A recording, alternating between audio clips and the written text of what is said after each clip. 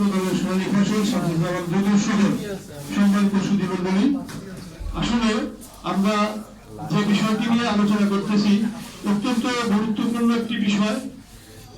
আমাদের মনে রাখতে হবে যে কোনো দেশের উন্নয়নের জন্য পূর্ণ শর্ত হচ্ছে যোগাযোগ ব্যবস্থা।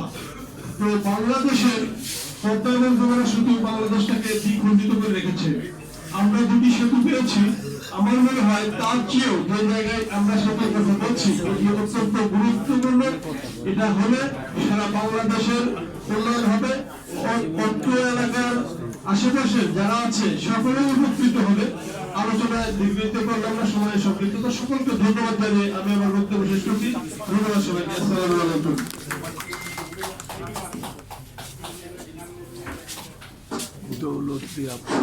ধন্যবাদ।